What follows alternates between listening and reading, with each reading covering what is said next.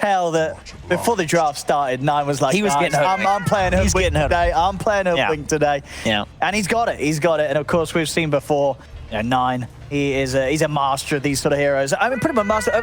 What other players would you sort of put up there as solid Hoodwink mids other than Nine in the Dota 2 world? Well, Thompson. That's is that the only other one? But is it Nine and Thompson?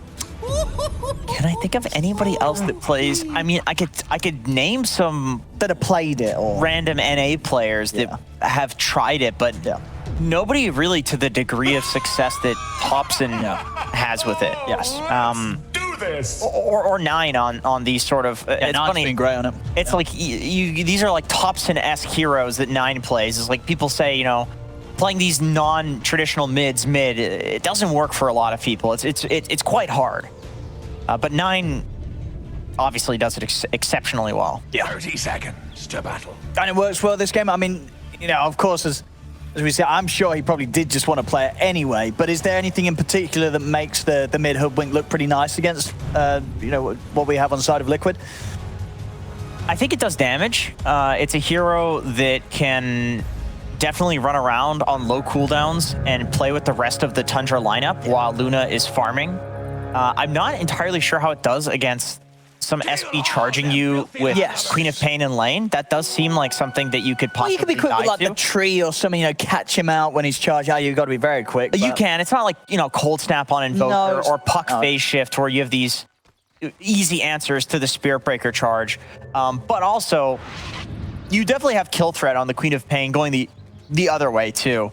Not such great disable for her, but you have a lot of damage on the side of Tundra, so if they ever lock her down, she can die.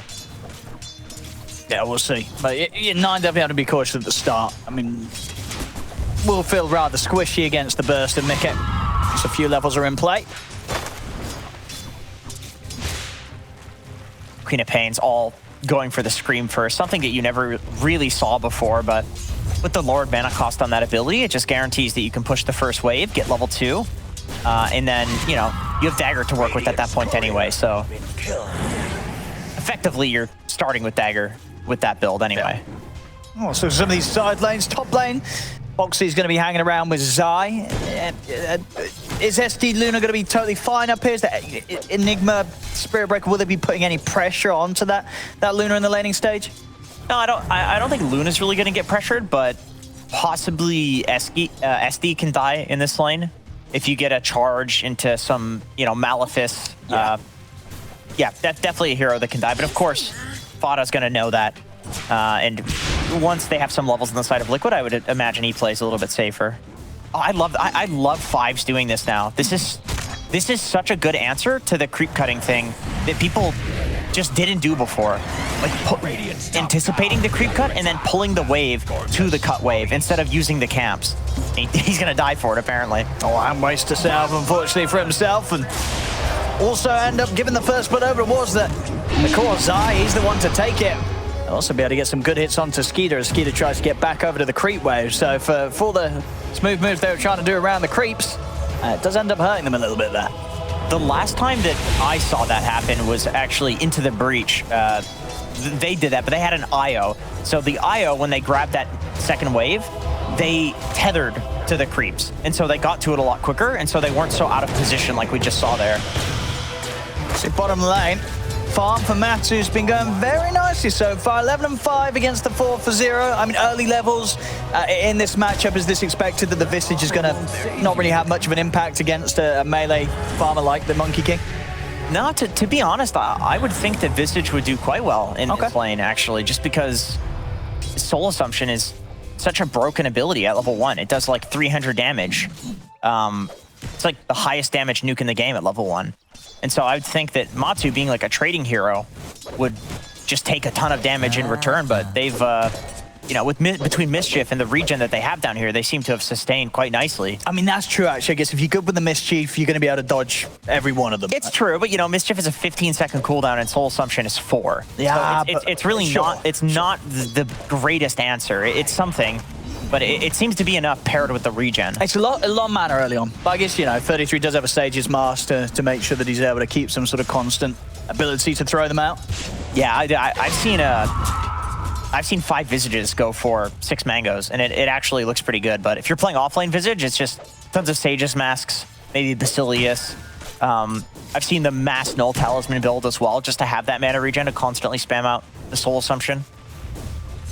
Such a value spell. There's so much creep shenanigans going on in both lanes. Like, Fata's just trying to pull it back. It's like, please stop with the creeps. God damn it. This is only going to be the big thing for them so far. The fact that Matu's having such a great start down here. And he's going to be hitting some good opening timings. The same to be said, of course, on the other half of the map for the Luna. You see Skiter farming just as well on the top lane. So nothing really being lost out too much there from him.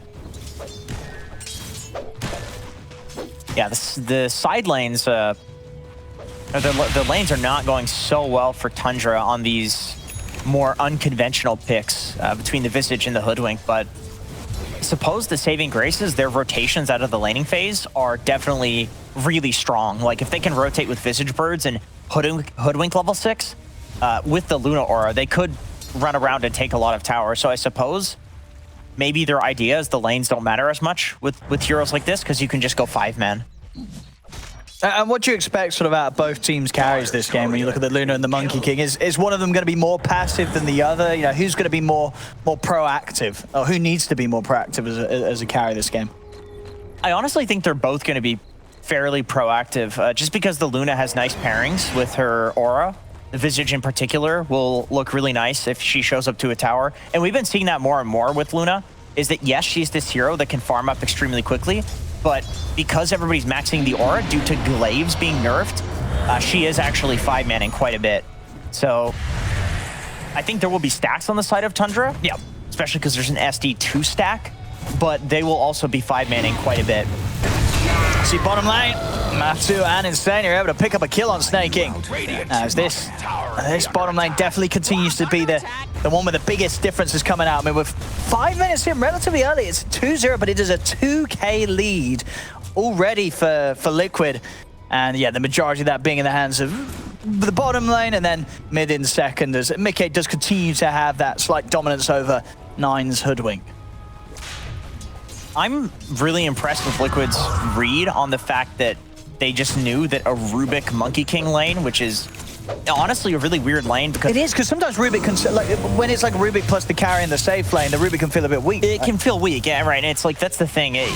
There aren't even many players who even play Rubik as a 5 position. It's like basically just iNsania these days. And so, but their read on it was like, okay, this is we're going to dumpster the lane with this against a Visage. It's clearly going to be a 33 Visage, and then we're going to leverage that to you know, get more out of the game, rather than just having some carry that will farm versus Visage. Let's own it. I mean, I just wouldn't think that this would own the lane so hard, but it is. I'm going to see Nine turn up and try and help fight back. He's going to have the ult hit coming in. Boxi's looking to block it, though. Standing in the way, he'll tank the hit here to make sure that Matumbaman can get back to safety. iNsania should also die here, trapped in the cogs. In fact, Matt's going to jump back in because he got the backup, but Micke in with the Sonic Wave, hits onto the 3 of them, blows up Sneyking. 33 and Fata both very, very low. They'll end up denying 33. So Micke turning up to try and hit back, and will force 2 of them off the map on Tundra's side of things. Matu gets out of there, but definitely Boxi with a big bro play there, blocking the ultimate. Yeah, that was Nine. nice. That was nice. That could have been so much worse for Liquid if Matumba actually goes down there. He would have died as well, because they had the disruption on iNsania at the same time the ult was coming out, so the ult would have gone straight underneath iNsania and hit Matumbaman. Yeah, that would have been a great trade. Great job from both mid laners rotating in here. I think it's honestly the correct play from both sides. Nine gets the deny as well. So it kind of even. And I guess you would say that it maybe favors Tundra a bit, just because Skiter is up top farming. And also they killed the catapult. So they're not going to have to worry about that tower going down anytime soon. But then again, Zai's Enigma, and he's farming as well. So he is, and he's going for the build that you said. I mean, this is something what we're seeing from other Enigmas, or is this purely sort of a Zai Enigma thing? I've seen other Enigmas do this recently, but I'm fairly certain that this is something that started with Zai. after that first series that Zai did, I think a lot of people experimented with the Orchid and found that it was quite why does it work? You know, why is it? Top tower. What is it? Is this something that Zai will probably do most times he's playing Enigma? I think so. Yeah, I think so. My take on it is that it gives you a way to play the game outside of just Black Hole, so you're not just completely hard countered by people playing around your long cooldown or stealing Black Hole, interrupting Black Hole. If you stun somebody with Malefice on top of the percentage damage of Midnight Pulse and the Eidolon's hitting, it's a lot of damage. With an Orchid percentage damage, you full to zero almost anyone. Fata. And it's going to have 9 by his side. We'll come in with the ult hit onto Enigma. Rocket Flare as well, but it's not enough to take Zai down. 9. He's still hunting a little bit, but Zai will be salving up. Has got a Black Hole available if he's able to walk back in to help out Matumbaman as Matu is trapped in the cogs for now. Boxi charging over. They come over the Malefice hit onto Sneyking. The backup's there from Micke. Jumps in, bursts down the clockwork. Liquid coming out on top here, and they may be able to find some more as iNsania gets the lift up onto Skiter. Drags him back into Dagger and Micke, but the disruption from Fata will hold back the quad for now. Pushback as well coming into play for 9. Jump forward though, Micke. He's got the angle. Sonic Wave out of the 3 of them. Skiter and 9 also burst slow off the back of Fata going down. 9 did manage to pick up Boxi in return, but Liquid with that fight pushing back Tundra, getting the space to finish off that tier 1 tower. Yeah, they finished the tower. While this is happening, 33 is pushing the bot tower as well, though. So in terms of towers, it's actually a 1-for-1, but Liquid comes out with a bunch more kills, so of course that's going to naturally favor them. And the Tundra supports are kind of falling behind, and these are not exactly good supports to play from behind. I mean, some of their cores as well, right? 33's still got a bit of time. He needs to pick up the pace a bit after what was a pretty slow laning phase against the duo of Liquid. And then Skiter as well, we're seeing off the back of the money that's being picked up from those moves made by Liquid's cores. It's going to need a bit of time, but he has got a stack or 2 going here. Yeah, it looks like the way that Tundra is going to try to give these heroes space is by just throwing 9 up into this top lane and pushing the wave. Unfortunately, against a Spirit Breaker, it's a little hard to do this, but, maybe he's actually just feeding a free kill. I don't know. It's going to be hard to get the hit off with the ultimate, but goes for the quick fire. Not enough damage, though. Nice attempt there from 9 to get the combo off before iNsania can do anything, but it doesn't quite build up enough damage. That space, though, you can see the gold lead is swinging back towards the way of Tundra because they're farming on the Visage and they just farmed the stacks on Skiter while that is happening. So that was a 3 heroes trying to deal with 9 there. And he just walks away totally fine. I mean, you would like to get the kill, obviously, but you're still cool with that because you're forcing rotations. Yeah, no, and 33's, he's at this bottom half all to himself for quite some time, and Liquid not with any signs of going down here. So you would imagine if they can continue to hold it like this, 33 is going to be straight back up towards the top spots of the cores. If this sort of situation continues where Liquid, they're looking for action up top, but Tundra, they're sort of holding them back and not losing anyone.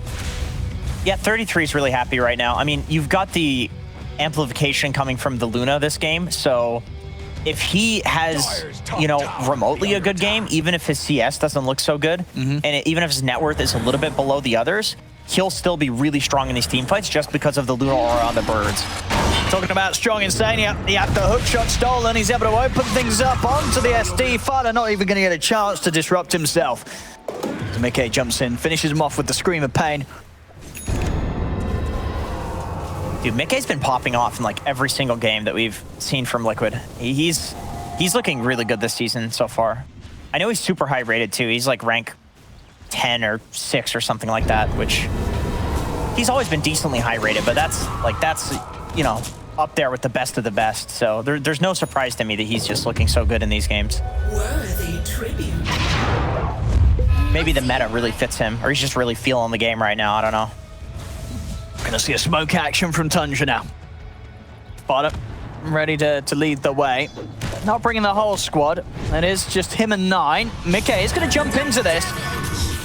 See if they can take him down, though, as he has got backup. Boxi just throws himself straight over towards them to take their attention away from the cores. Liquid still thinking about whether they can get in on this fight. Instead, they'll start things off with the telekinesis Sonic Wave, as they'll take the support trade.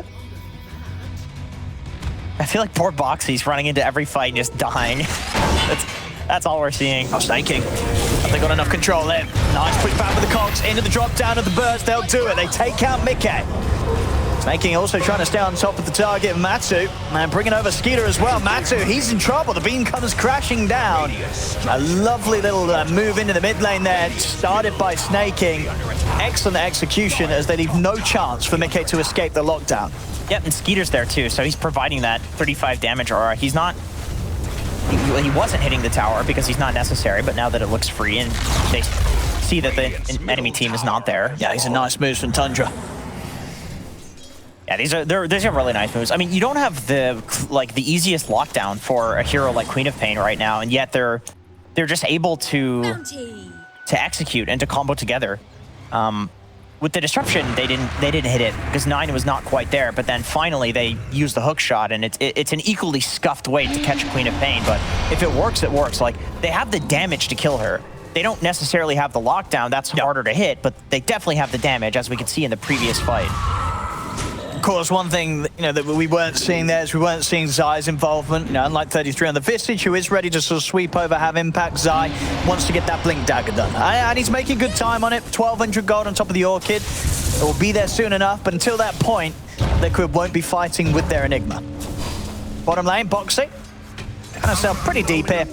Will end up giving himself over to 9 as 9 picks up another top lane. Yeah, Fata just kind of walked in and died there. He tried to get the disruption off on the Zai, but the Orchid longer range than that disruption, so he was able to get that Orchid off and then stun. Easy kill. Both sides just have supports that are kind of trying to push out the dead lane, and both sides are also punishing that.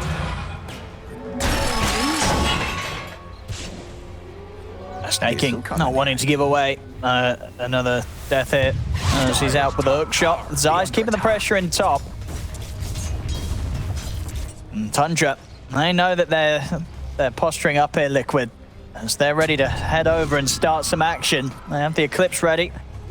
Well, as the Purge from Fata. iNsania on the front. Of course, hookshot from Sneyking still on cooldown. They find the opportunity to get in onto Zai. Sonic Wave comes out, but the hit's there from 9.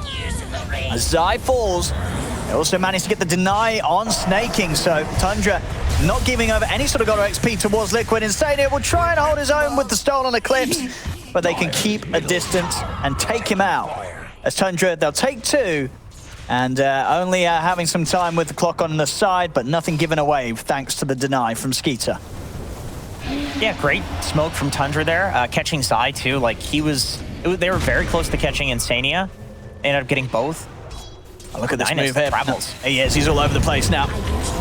Boxi once more dying off on the bottom half of the map. The numbers are it's still very, very close. And as I say, we're still yet to see the fight where Zai has the finished Blink Dagger and comes in with a black hole.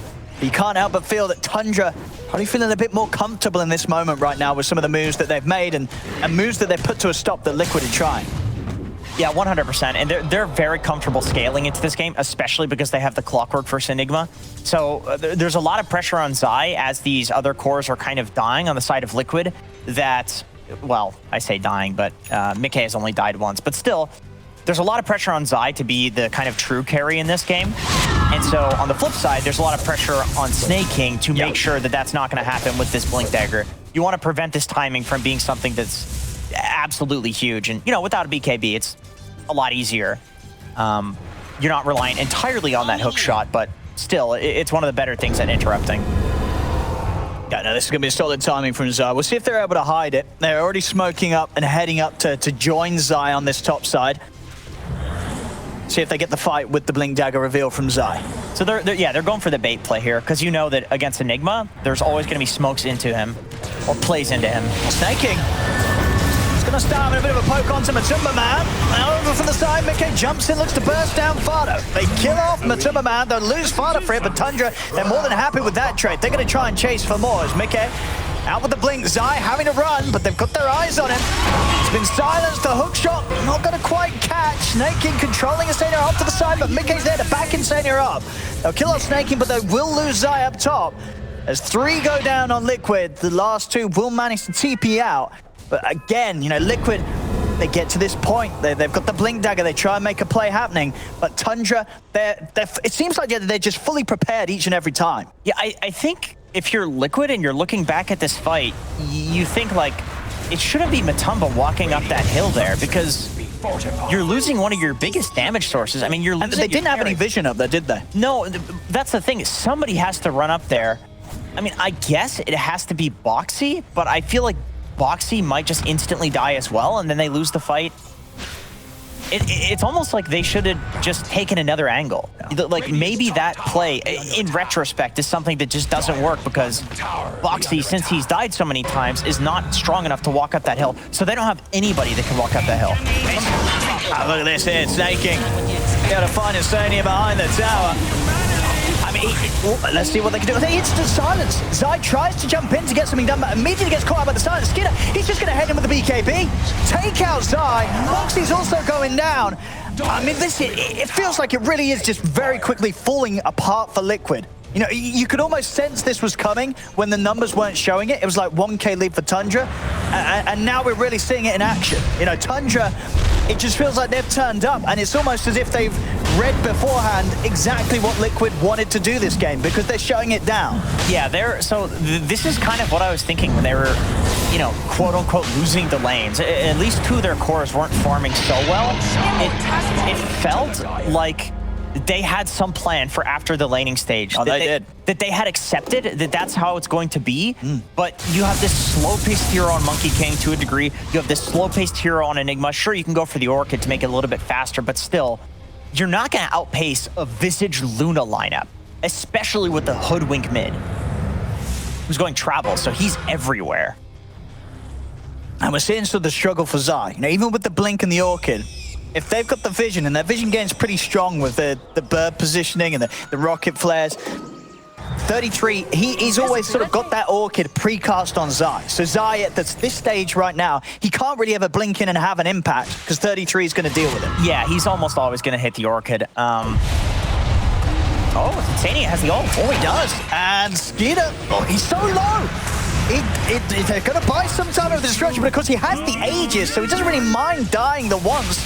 Even if he does, I mean, he's ticking low to the dagger. He might not even fall one time here, as it's just going to be Boxi going down, and also iNsania. They just lose two more heroes. They do get the Aegis, so it's something, but you can't ever feel that it's still not really what Liquid was looking for. Yeah, you're hoping to get in, get out, maybe lose a single support to burn the Aegis. But you lose two, and you're going to lose the tower here as well. You're going to lose the tower. Yeah, that's the problem, is that you do that right in front of your tier 2, you're going to lose the tier 2. I think I would wager that iNsania is probably saying in comms, like, it's fine, we burn the Aegis, like, they don't have this insane timing. I would assume that Liquid's probably going to make a play when all of their heroes are alive to try to kill the Luna, maybe with the black hole because there's no Aegis.